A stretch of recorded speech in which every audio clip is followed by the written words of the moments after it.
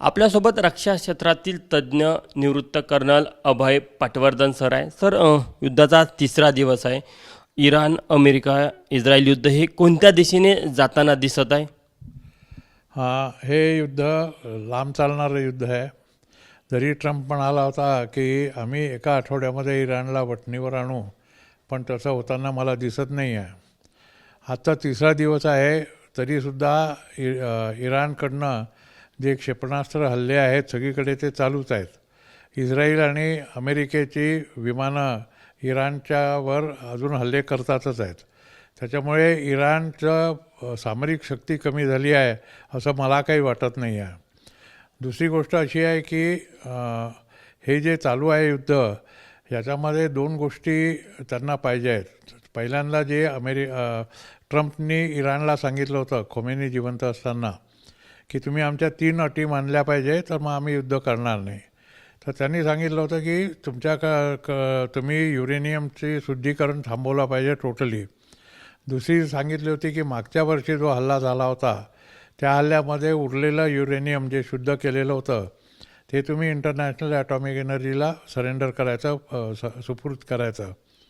आणि तिसरं असं होतं की इराण एक long range intercontinental ballistic missile develop करत आहे. त्या बॅलिस्टिक मिसाईलच्या रेंजमध्ये अमेरिकेचा ईस्ट कोस्ट आणि वेस्ट कोस्ट दोन्ही येतात. त्यामुळे पूर्ण अमेरिका त्याच्या माऱ्याखाली येते. तर ते मिसाईल डेव्हलप करायचं नाही, त्याचा विकास थांबवायचा, ही तिसरी अट होती. तर खोमेनीने त्यांना सांगितलं की आम्ही न्यूक्लिअर जे शुद्धीकरण करतो आहे युरेनियमचं ते आमच्या सिव्हिल कार्याकरता करतो आहे, वीज निर्मिती करतो आहे, अण्वस्त्र निर्मिती आम्ही करत नाही आहे. आणि मिसाईल प्रोग्राम तयार करणं हा आमच्या डिफेन्सचा भाग आहे. त्यामुळे आम्ही दोन्ही गोष्टी थांबवणार नाहीत. म्हणून हे युद्ध सुरू झालेलं आहे. आता अमेरिकेला काय भीती आहे? अमेरिकेला ही भीती आहे की इराणकडे जर लाँग रेंज मिसाईल आला, इंटरकॉन्टिनेंटल बॅलिस्टिक मिसाईल ज्याची 12,000ची रेंज आहे, त्या रेंजमध्ये इराण केव्हाही त्यांच्यावर हल्ला करू शकतं. अमेरिकेचं भौगोलिक क्षेत्र खूप मोठं आहे, पण त्यांची जनसंख्या जी आहे ती काही शहरांमध्ये, प्रत्येक राज्यातल्या काही शहरांमध्ये एकवटलेली आहे जनसंख्या, आणि त्यांचं पूर्ण इंडस्ट्री जी आहे ती. बाकीचा जो आहे त्याच्यामध्ये शेती आहे किंवा उजाड प्रदेश आहे.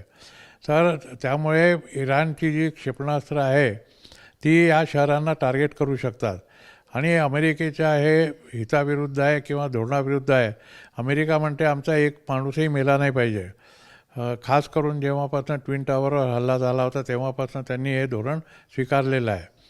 आता गोष्ट अशी आहे की इस्राईलला काय वाटतं? इस्राईल म्हणतो की इराणकडे न्यूक्लिअर वेपन किंवा आण्विक शस्त्र विकसित व्हायला नको, कारण इस्राईलची जी anti aircraft anti missile system आहे ती इराणचे जे क्षेपणास्त्र आहे छोट्या रेंजचे त्याला तोंड देऊ शकतं. पण जर त्यांच्याकडे आण्विक वेपन आलं आणि अशी असंख्य मिसाईल त्यांनी दागली, त्याच्यामध्ये जर अण्वस्त्र असली आणि 2-3 मिसाईल जरी इस्राईलवर पडली तरी तो इतका चिमुकला देश आहे की तो एकंदरच नष्ट होऊन जाईल आहे. त्याच्यामुळे दोघांचाही एक उद्देश कॉमन आहे की इराणकडे न्यूक्लिअर वेपन नको.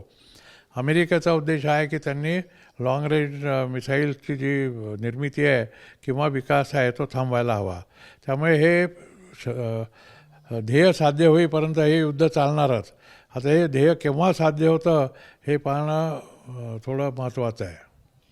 यामध्ये आणखी काही देशांनी उडी घेतली आहे, म्हणजे ब्रिटन असेल किंवा इतर शेजारी राष्ट्र आपल्याला पाहायला मिळतात. तर काय वाटतं, हे आणखी याची व्याप्ती वाढेल आणि यामध्ये मग रशिया असेल किंवा चीन असेल यांची काय भूमिका राहू शकते?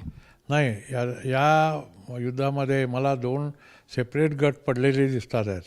एक गट आहे इस्रायल आणि अमेरिकेचा. त्या गटामध्ये मध्य पूर्वेतली जी राज्य आहेत ज्याच्यामध्ये अमेरिकेचा इंटरेस्ट गुंतलेला आहे ती सगळी राज्य अमेरिकेच्या बाजूने उभी राहिली आहेत. फक्त त्यांनी एवढं सांगितलं की आमच्या भूमीवरनं तुम्ही इराणवर हल्ले करू नका, पण तुमची सेना आमच्या इथे राहू द्या.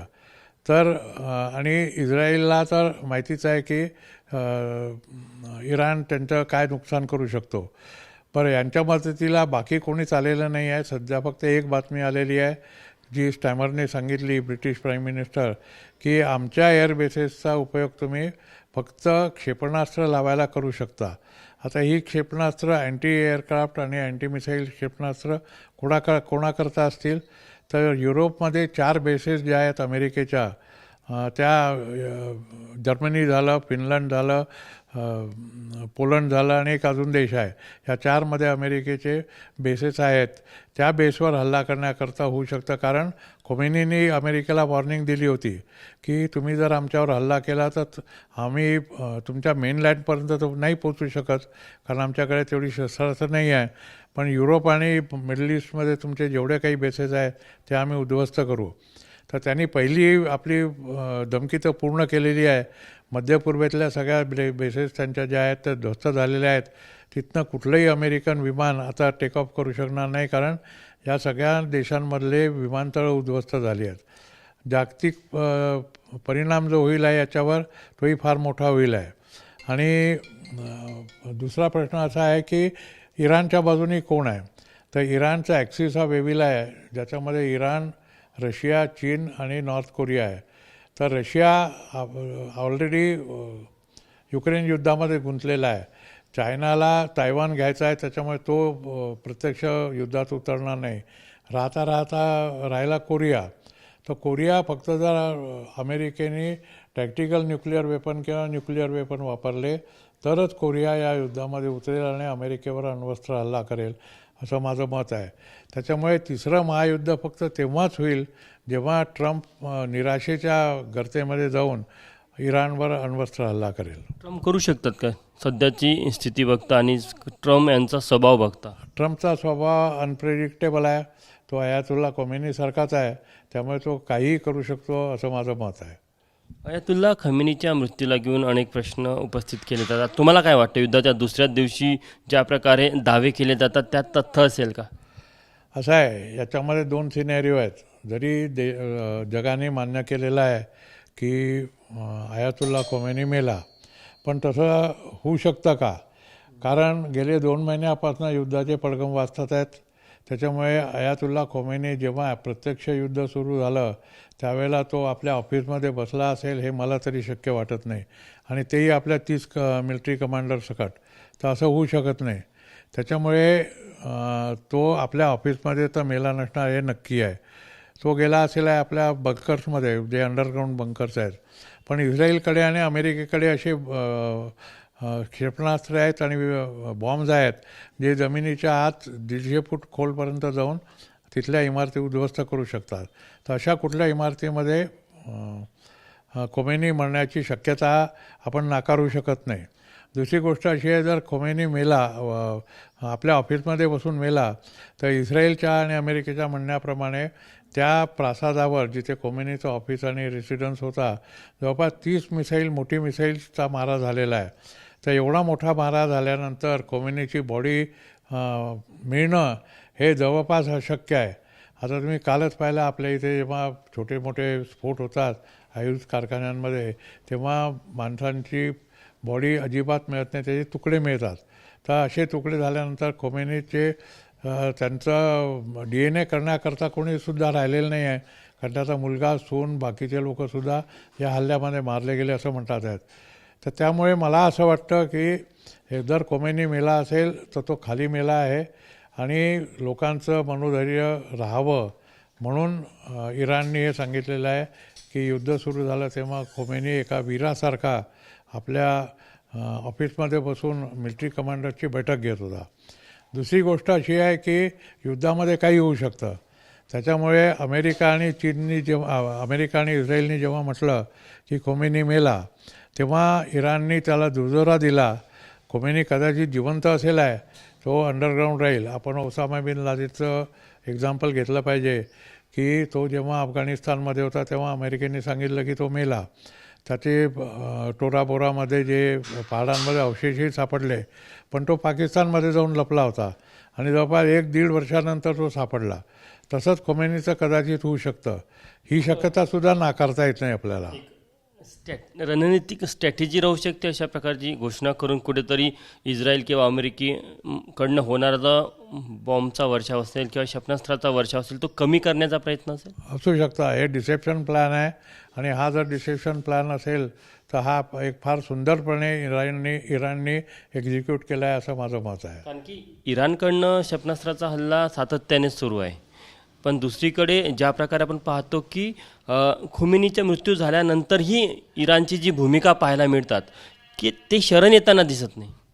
असं आहे, इराणची आर्मी खूप मोठी आहे, जवळपास 12 लाखाची आर्मी त्यांच्याकडे आहे आणि त्यांचे जे मिसाईल्स आहेत त्या साईट सगळ्या अंडरग्राऊंड आहेत आणि त्या कुठे कुठे विखरलेल्या आहेत हे सगळ्या लोकांना माहीत असण्याची शक्यता नाही आहे. आता अमेरिकेने इंटेलिजन्सचं घेतलं. अमेरिकेने इंटेलिजन्स 3 प्रकारे घेतलं जशा बातम्या येतात आहेत.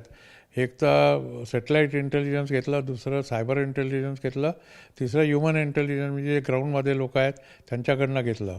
पण सगळ्यांनाच अमेरिकन साईटची कल्पना असेल असं मला मिसाईल साईटची कल्पना असेल असं मला वाटत नाही.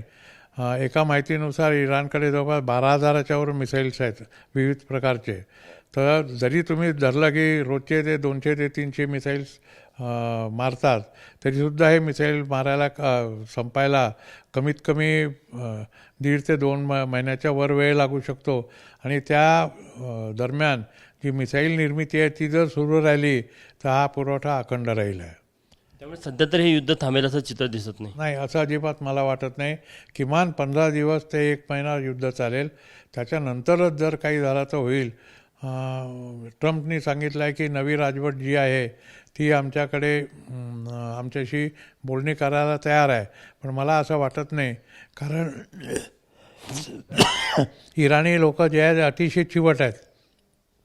इतके वर्ष त्यांनी इस्रायलला आणि अमेरिकेला तोंड दिलेलं आहे, त्यामुळे इतक्या लवकर ते शरणागती पत्करतील असं सध्या तरी शक्य वाटत नाही. आपण बघू शकतो की सध्या तरी हे युद्ध थांबेल असं चित्र दिसत नाही. त्यासोबतच खोमेनी यांचा मृत्यू झाला की नाही हा देखील एक प्रश्न आहे. मात्र या युद्धामुळे कशा प्रकारे परिणाम होऊ शकतात आणि हे युद्ध कोणत्या दिशेने जाऊ शकतं हे आपल्याला निवृत्त कर्नल अभय पटवर्धन सरांनी समजून सांगितलं. कॅमेरामॅन मिथुन आत्मनेसह तुषार कोहळे, ABP माझा, नागपूर. ABP माझा, उघडा डोळे बघा नीट.